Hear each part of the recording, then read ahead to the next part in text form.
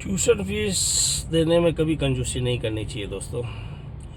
Tuition fees हमें बहुत कुछ सिखाती है, जैसे कि धोखा, झूठ, अपमानित करना, है ना। तो ट्यूशन फीस अपन उसको पे करते हैं, अपना इमोशन, अपना पैसा, अपना टाइम, अपनी एनर्जी, है ना। तो दोस्तों ट्यूशन फीस देने में कभी कंजूसी नहीं करनी चाहिए, क्योंकि उसका जो अपन ने लोन लिया है उसका इंटरेस्ट भी अपने को देना पड़ेगा। जो एलएससी, उसके लिए बदला लेने की सोचना, उसने मेरे लिए ऐसा कहा, उसने मेरे लिए ऐसे किया, है ना। तो ये ज़िंदगी के ट्यूशन फीस का लोन और ज़िंदगी के ट्यूशन फीस की इंटरेस्ट ये होती है ना। वैसे जो अपने को ट्यूशन जो सिखाते हैं, अच्छे टीचर सिखाते हैं, वो अपने को जीवन में आगे बढ़ने के लिए प्रेरणा देते हैं, अपने आगे भविष्य में काम आते हैं। पर ये वाली जो ट्यूशन फीस है, जो गलत लोग सिखाते हैं, जो अपने से बदला लेना चाहते हैं, वो अपने को ये सिखाते हैं ट्यूशन। तो इसमें कभी कंजूसी मत लो। ये भी चीज़ें सीखनी जीवन के लिए बहुत ज़रूरी होती है, ठीक है ना। तो इसलिए मेरा ये कहना है कि हर आदमी सफल होता है, मेहनत करता है, अपने परिवार के लिए टाइम देता है, खुद के लिए, अपने को खुश रहना चाहता है ना। बट जो उसके जलने वाले हैं वो जलते हैं, वो उसको अपमानित करना चाहते हैं, उसको गुस्सा दिलाना चाहते हैं, ताकि उसका जो एम है, उसका जो लाइन है, जहाँ वो जाना चाहता है या जो वो अच्छा कर्म कर रहा है, उससे वो हट जाए। वही आदमी सक्सेस होता है जिसके साथ उसके दोस्तों की, उसके चाहने वालों की, उसके परिवार की दिल से, हार्ट से शुभकामनाएं हो। उसकी छोटी मोटी सब दिक्कतें उसको नहीं आए, ठीक है। जलने वाले तो कुछ भी कर लो ना, जलेंगे। दो रोटी खुद की खाएंगे ना, खुद की थाली में, कोई एक कहावत है, सबको पता है कि खुद की थाली देख के दूसरे की थाली में हमेशा घी नजर आता है। अब वो घी या तेल है, ठीक है, घी जैसा दिख रहा है, या आपके मन में है यार वो अच्छा है, अच्छा खा रहा है, आप भी अच्छा खा सकते हो ना। उसके लिए क्या करना पड़ेगा? काम करना पड़ेगा। जिस भी लाइन में हो, खेती में हो, बिजनेस में हो, किसी भी लाइन में हो, बिना मेहनत करे अगर सफलता मिलती है ना, वो क्षणिक मिलती है, ठीक है। जैसे मान लीजिए, आपने उदाहरण, मैं किसी का नाम नहीं लेना चाहता, केबीसी आप सब देखते हैं, कौन बनेगा करोड़पति। उस प्रोग्राम 2002 में शुरू हुआ था, 22 साल से मैं निरंतर उसको देख रहा हूँ। आज तक का सबसे बड़ा विनर उसमें बिहार का, नाम मुझे याद नहीं, 5 करोड़ उसने जीते।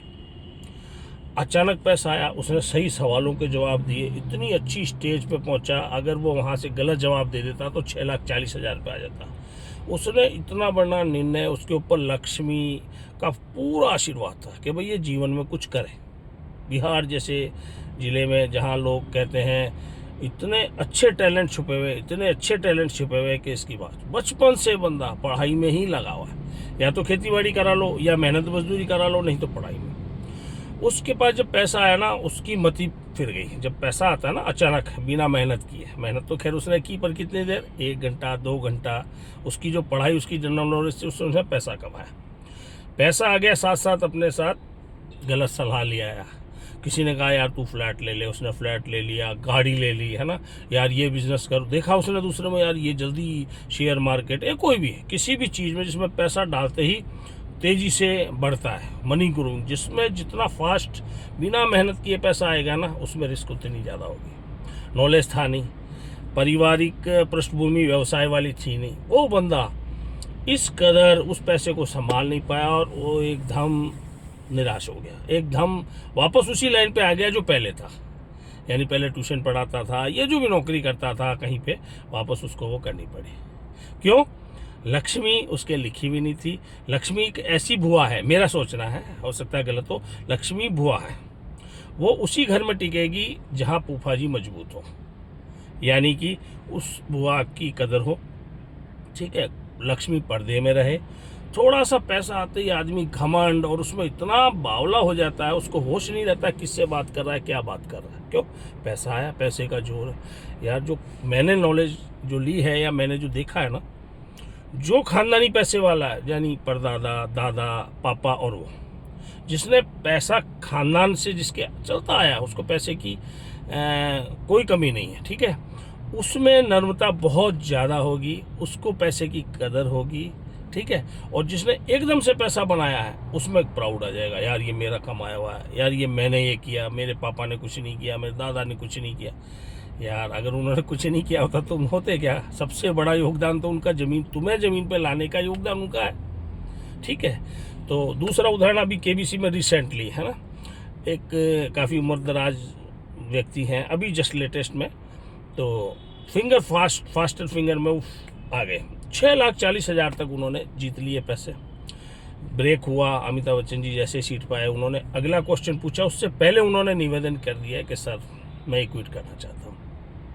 सब हैरान, अमिताभ बच्चन जी भी परेशान, यार ये कैसे, ये क्या हुआ, क्यों करना चाहते हो? तो उसने कहा जी देखो मेरे पास पैसे की कमी नहीं है, और जो ये मैं जीता हूँ ये मेरे लिए काफ़ी अमाउंट है, और मैं वैसे ही पैसे वाला हूँ। मैं ये जगह उसको देना चाहता हूँ जो युवा मेरे पीछे बैठे हैं, जो फास्टर फिंगर में फेल हो, वो यहाँ आए और उनको मौका मिले।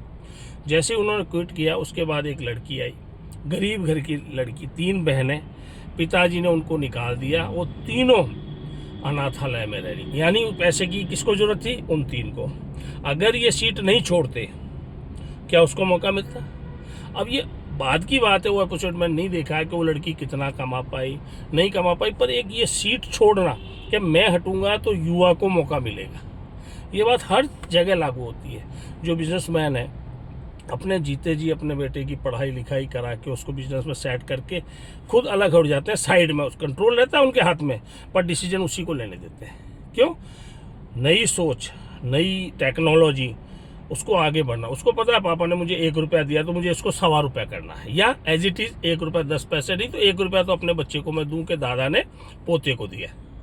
ये सोच होनी चाहिए। तो वो सीट से हटे, नई लड़की जिसको पैसे की जरूरत थी वो वहाँ आई, 3 बहनें जिसको पिता ने निकाल दिया, बताओ उसको पैसे की कदर नहीं होगी, उसको जरूरत नहीं है पैसे की। यानी उसने एक इतना बढ़िया उदाहरण जो कहीं देखने को नहीं मिला आज से पहले, कि अपन संतुष्ट हो गए कमाने के लिए, भाई अपन ने यहाँ तक अपने परिवार को या अपने नाम को या अपने पैसे को यहाँ तक पहुँचा दिया, अब अपन साइलेंट हो जाए, ठीक है, और नई पीढ़ी को अपन मौका दें। जब नई बाप का जूता बेटे के पाँव में आने लगता है, ठीक है, तो नई पीढ़ी को जब जिम्मेदारी का एहसास होता है, यार ये पापा ध्यान तो रख रहे हैं और अपने को डिसीजन लेना अच्छा या बुरा, वो सब तरह सोच के लक्ष्मी का आशीर्वाद से, उसके संस्कार जो उसको आगे से मिले हैं, अपनी मेहनत करने की जो उसने अपने पिता से सीखी है वो परंपरा। तो ये 2 उदाहरण भैया केबीसी के, क्योंकि हर आदमी टीवी देखता है। अभी दूसरे उदाहरण हजारों हैं। मैंने आपको पहले वाली इसमें बताया था कि आदमी जो सोचे वो करके दिखा सकता है, ठीक है। जैसे बेनीवाल जी थे राजस्थान में, पीपलांतरी गांव के, उन्होंने चेंज किया, है ना। उस एक बूढ़ी अम्मा 111 साल की, जब सोच ले आदमी क्या नहीं कर सकता। तो दोस्तों मेरा यही कहना है, हर आदमी अपने काम में मेहनत करता है। सबसे बड़ा जो मैंने गुरुमंत्र सीखा है या मैं आप लोगों को शेयर करना चाहता हूँ, जो आदमी अपनी लाइन या अपना काम कर रहा है उसमें खुश रहना सीखे, ये सबसे बड़ी खुशी है। फ़ोन सबके पास है, अगर फ़ोन बोले बंदा हंस के उठाए, वो किसी वर्कर का हो सकता है, किसी पैसा जहाँ फंसा हुआ उसका हो सकता है, आप में कोई पैसा मांगता है उसका हो सकता है, बीवी का हो सकता है, अपने दोस्त का हो सकता है, माँ बाप का हो सकता है, पड़ोसी का हो सकता है, किसी का भी। यानी आप कभी मेरे साथ जो रहते हैं उनको पता है, मिस कॉल किसी का आ जाता है, ठीक है, आ जाता है, गलती से लग जाता है, मैं उस बंदे से भी 3-4 मिनट बात कर लेता हूँ। यार कुछ तो जोक था, उसने एक अक्षर गलत मिलाया, क्यों मिलाया?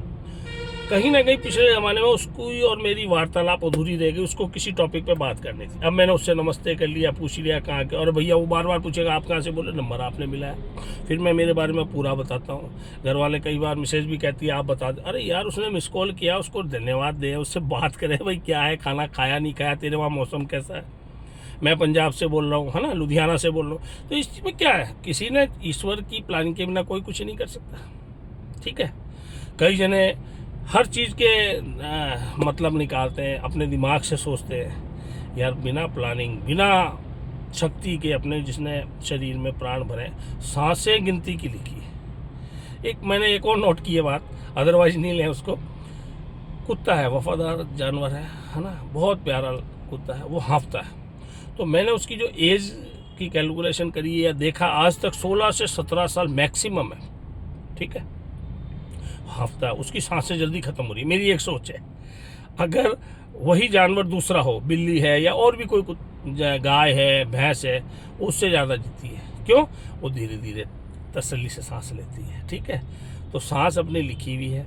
अभी मैं गाड़ी चला रहा हूँ हैं, और एकदम मिस कॉल आ गई, तो पता ही नहीं पड़ेगा चलती गाड़ी कहाँ भिड़ी, क्या एक्सीडेंट हो गया। अरे यार, उसकी सांस यहीं तक लिखी हुई थी।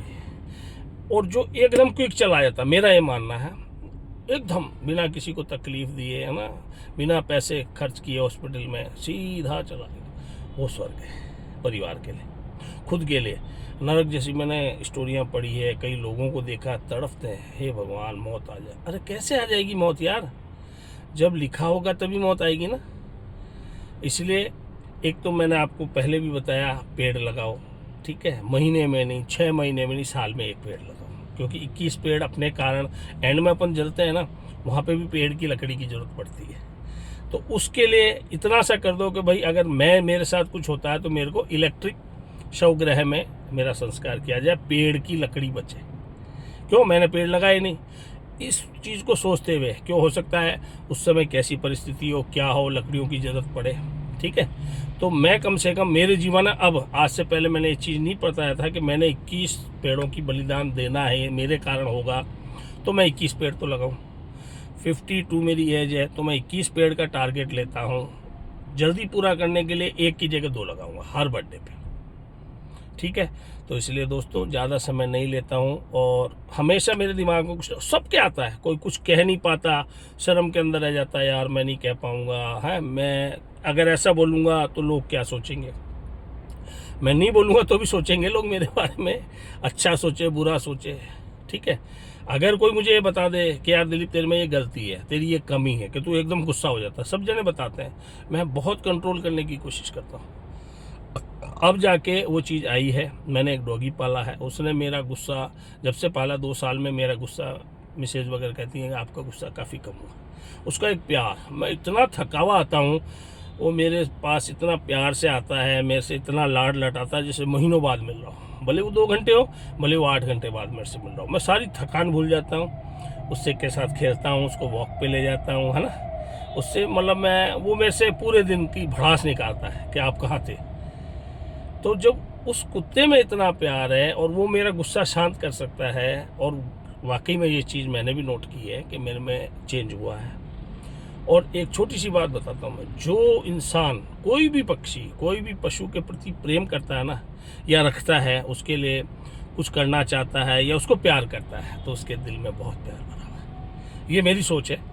ठीक है, और जो इंसान पशु से, पक्षी से, कुत्ते से पत्थर मारता है, उसको रोटी खिलाना तो कहीं दूर गया, है ना, उसके पीछे गाड़ी चढ़ा देता है ना, उसके पीछे गुस्सा करता है, उसको डंडा मारता है, क्यों? वो खुद का भड़ास निकाल रहा है, उससे पता पड़ता है कि उसके अंदर क्या है, वो कितना नाखुश है ज़िंदगी में। इसलिए दोस्तों, मेरा एक सजेशन है या मेरा एक सुझाव है, आप मेरी वीडियो को इतना लाइक करते हैं ना, इतना कमेंट करते हैं, एक इतना सा भी अगर इसमें कमेंट करके कोई बता देना कि मैं फ़लाने शहर से बोल रहा हूँ या मैं देख रहा हूँ आपका वीडियो, तो मुझे बड़ी खुशी होगी। क्योंकि एक ये मल्टीमीडिया एक ऐसा प्लेटफॉर्म है जो पूरे वर्ल्ड में लोगों को एक दूसरे से जोड़े हुए हैं।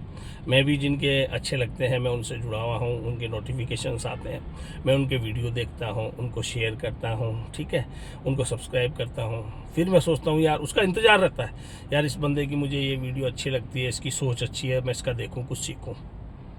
ठीक है ना, ईश्वर सबसे पहले अपने कर्म, जो जिस कर्म में, जिस फील्ड में वो है, 8 घंटे से 10 घंटे अपने कर्म में अगर मेहनत करता है मन लगा के, कागज़ पे लिख लो भैया, उसकी सफलता को रोकने वाला कोई पैदा नहीं, वो सफल होगा ही होगा। ठीक है, अब जैसे कई जन नौकरी करते हैं, वो कहेंगे यार हम कैसे सफल होंगे, सफलता क्यों नहीं है यार। अब आप हमेशा अपने से नीचे वाले को देखो ना, कि मेरे से नीचे लोग झुग्गी बस्ती में, है ना, सड़क के ऊपर ऐसी ठंड के अंदर रह रहे हैं, भगवान ने मुझे इतना तो दिया है कि मैं इनसे थोड़ा अच्छा हूँ, है ना, शुक्रिया अदा करो। खाना आज का मिल गया यार, ये हो जाता मज़ा आता, और प्रयास करो वो चीज़ भी मिलेगी। तेल की सब्जी है, घी का तड़का भी लगेगा, मेहनत करोगे जब लगेगा भैया। बिना मेहनत करे अगर कोई घी खिला रहा है, 1 दिन खिला देगा, 2 दिन खिला देगा। सब जने अपने फील्ड के मास्टर हैं, अपने काम में सक्षम हैं। ठीक है, सफलता मिलती है। और संतुष्ट होना चाहिए। सफलता मिले नहीं मिले, आदमी को अपनी लाइफ के अपने कर्म से संतुष्ट होना चाहिए कि मैं जो भी काम कर रहा हूँ, ड्राइवर हूँ, मैं गाड़ी चला रहा हूँ, मैं मेरे से संतुष्ट हूँ यार, ठीक है।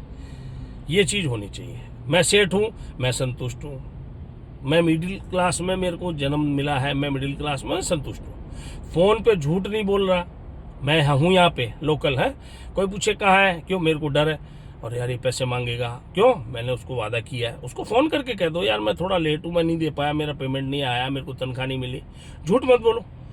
अब उसने आपकी गाड़ी पहचान ली, आपको देख लिया, उसने वो कह रहा कहा यार मैं यार पिंड आया हूँ, उसका हमेशा के लिए आप पे से विश्वास उठ जाएगा। आजकल कई ऐसे ऐप्स हैं, आप झूठ बोल रहे हो, उसमें फेसबुक में नियर बाई आपको बता देगा कि आपसे 35 किलोमीटर दूर ये है। आपने बोला पिंड में 500 किलोमीटर होना चाहिए, पकड़े गए। पिंड जा रहा हूँ, पिंड जाने का सोच रहा हूँ, हालत अभी टाइट है, पेमेंट आया नहीं है, मुझे थोड़ा टाइम हो दे। सच बोलो। बच्चे सुन रहे हैं, है ना, घर के अंदर हो, नहीं यार मैं तो बाहर आया हूँ यार, मैं तो किसी से, मेरी तबीयत बहुत ख़राब है, मैं अस्पताल में भर्ती हूँ। उस बच्चे को, छोटे बच्चे को आप क्या सिखा रहे हो, मिसेज को आप क्या सिखा रहे हो, झूठ बोलना। जैसे छोटा बच्चा है, कोई आया घर पे, उसको आप क्या कह रहे हो, जाके कह दे मेरे पापा घर में नहीं है, ठीक है। वो जाएगा, बिल्कुल ना समझे बच्चा, वो जाके क्या कहेगा, अंकल मेरे पापा अंदर से कह रहे हैं मेरे पापा घर पे नहीं है। उसको भी पता पड़ गया। उस बच्चे को आपने क्या सिखा दिया, लेसन। फिर आप टीचर को दोष देते हो। टीचर वही पढ़ाएगा जो किताब में है, जो उसको परीक्षा में पूछा जाएगा, उसी का रिवीजन कराएगा। जीवन के जो पाठ हैं, प्रैक्टिकली जो बंदा सीखता है, ठीक है, ठोकर खा के सिखा दी हर चीज़। किसी में घाटा लगा, किसी ने आपका पैसा मार लिया, हर सबक उसका आपने पे किया, ठीक है ना। तब आपको लेसन मिला है कि नहीं यार मैं इसकी बातों में आ गया, मुझे ऐसा नहीं करना चाहिए था, है ना। उसकी फीस पे करी। इसलिए आज के लिए इतना ही दोस्तों, और मैं नया टॉपिक लेके फिर हाजिर होऊंगा। ओके, नमस्ते।